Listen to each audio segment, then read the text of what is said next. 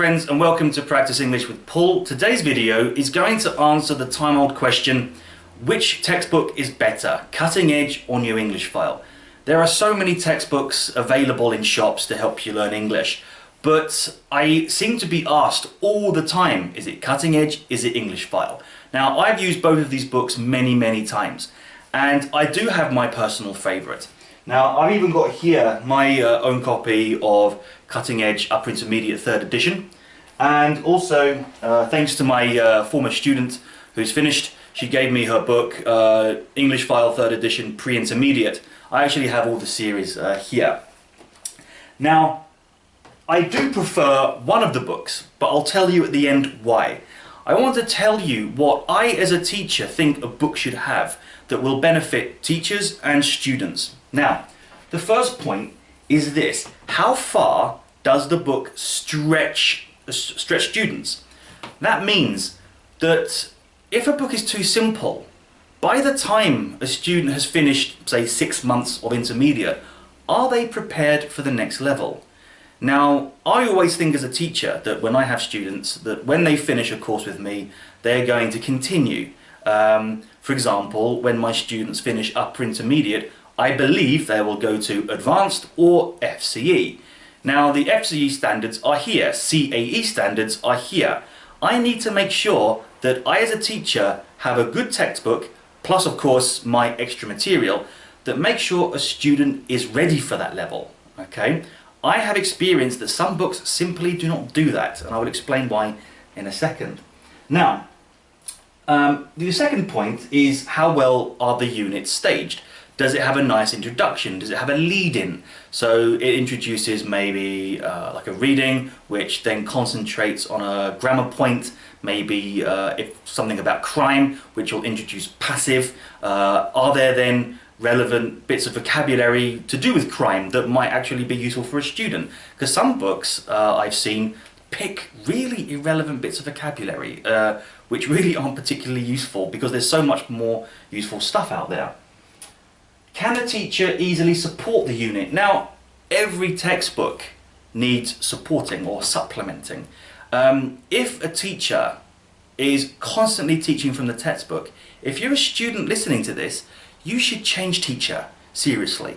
No teacher should constantly follow the textbook because it means that they're being pretty lazy. They should always expand on the topic areas and on the language points.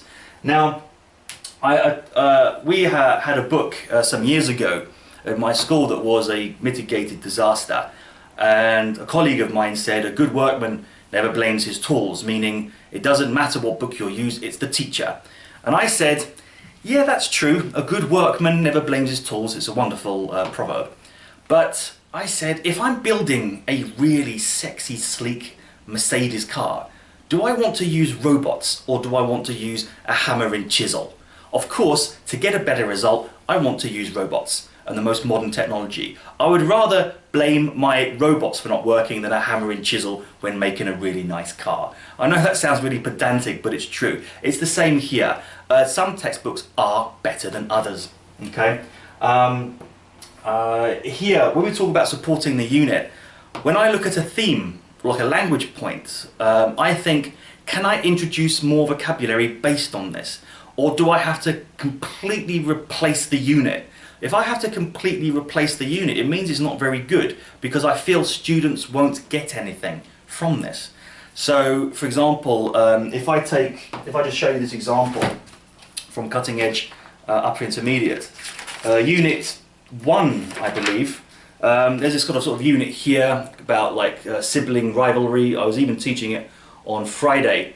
Now, even here in this section, I mean, if I just sort of bring that closer, it's got some really nice words there, okay? For example, competing against each other, jealous of, it gives the preposition, to have a lot in common, to loathe each other, putting each other down. Really relevant vocabulary when talking about relationships. So I as a teacher can go, well, do you know what? I can build on this. I can give some extra, so I don't need to replace it. I can support it.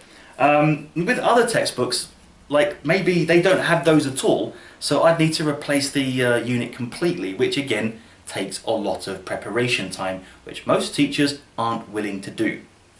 All right? Now, before we go through one of the more specific areas, the next one is the language relevant. Like I've just said, I've come across reading texts in books that they choose words that I'm thinking, students will never need to know this, not yet. There are many more important words that they need to know, like functional vocabulary, vocabulary related to particular topics like family, travelling, etc., etc. And some textbooks, they throw words in that I think I wouldn't use that. I wouldn't ever use that. So I tend to just toss that book away. All right? References. When I talk about references, now if I pick up sort of English file here, references, my student Lena, that's a good sign. I see the book's being used. It's falling out. And that one as well. Hurrah! Now, at the back here, we've got references. We've got like sort of grammar references. If you know English file, you'll recognise this. Okay, you've got your grammar explanations here. You've got your practice. It has sort of vocabulary references here at the back. I do find the references here very simple. In Cutting Edge, of course, that's pre-intermediate. This is upper intermediate, but nevertheless, the principle is the same. Here it does give a lot more sort of detailed grammatical descriptions, as well as practice. It even gives a nice sort of vocab list from the units as a reference. I like this. I really do like Cutting Edge, to be honest. So, just before I sort of tell you which book I find better, Cutting Edge or English File, I want to sort of show you something very quickly, okay, and I will tell you why Cutting Edge is my preferred book, okay? Let's have a look. So my friends, here I have, to begin with, I have English File Intermediate 3rd edition, and I'm going to sort of Unit 3, which is this, if you can see it. I'm not going to bother taking photographs, to be honest. It's not so important because I'm going to tell you about it. Now, this sort of is basic introduction. Immediately go back and learn some vocabulary about transport. The vocabulary on page 155. I'm glad my student Lena has completed it. It's very basic. It really is basic for intermediate, to be honest. So I, as a teacher, I would have to completely replace that and provide more vocabulary about transport. It goes next into pronunciation. Why not?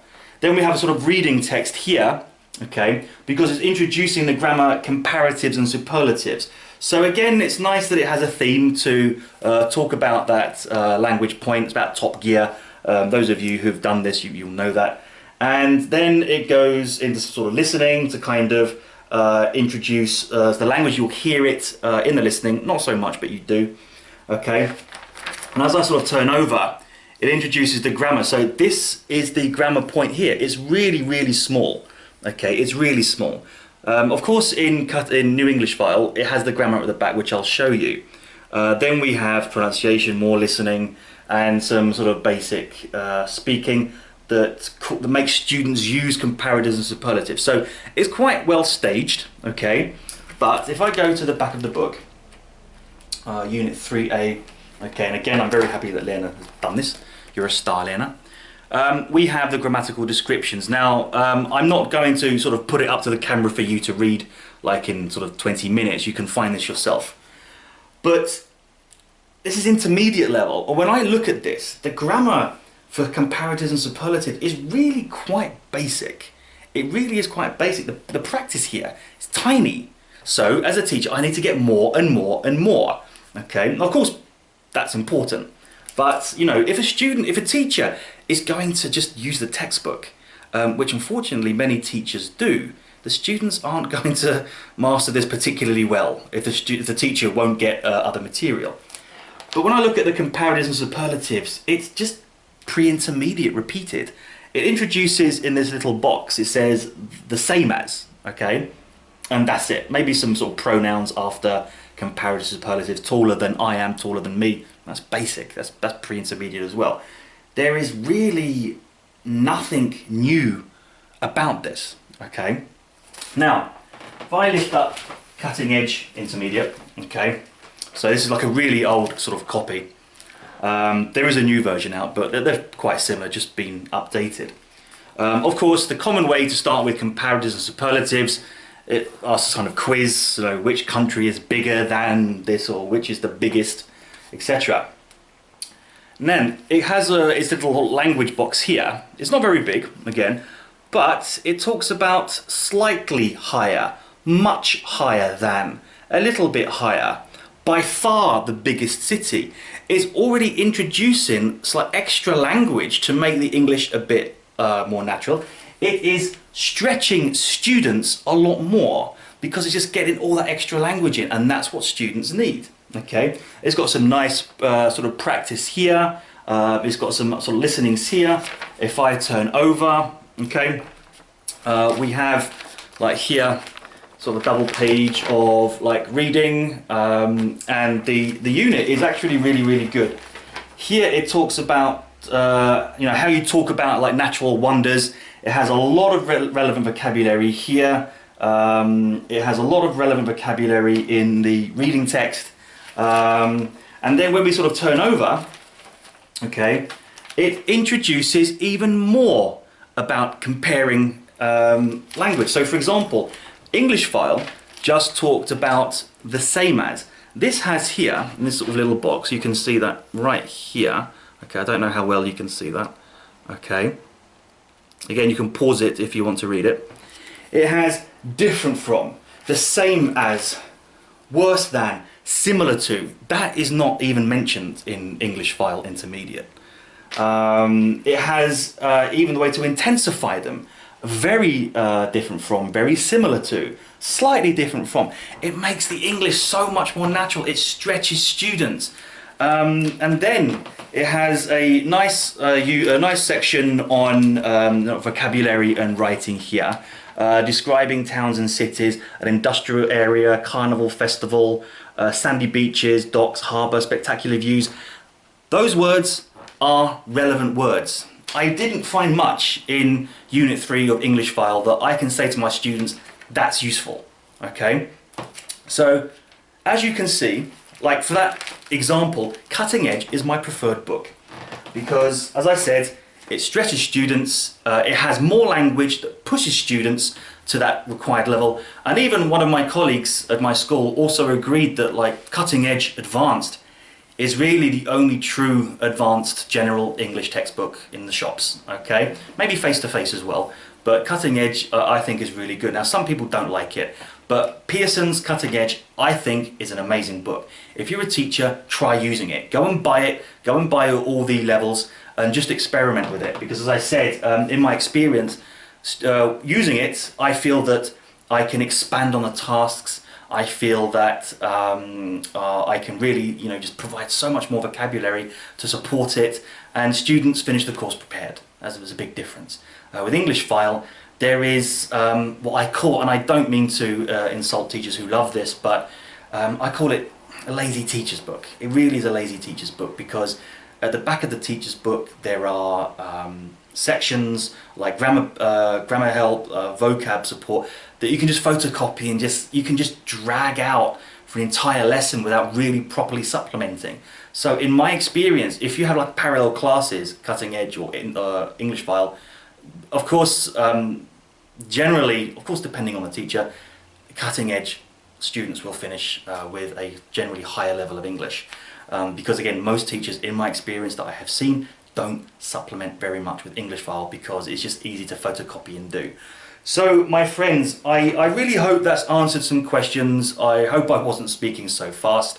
So yeah, I think Cutting Edge by Pearson is a really wonderful textbook. You know, it's so much so I bought it myself. That's how much I like it. So if you have any questions that you'd like me to talk about, maybe some other textbooks, please tell me and I will be happy to discuss them and check them out and give my personal feedback, okay? So, ladies and gentlemen, have a wonderful day and I will see you later. Goodbye.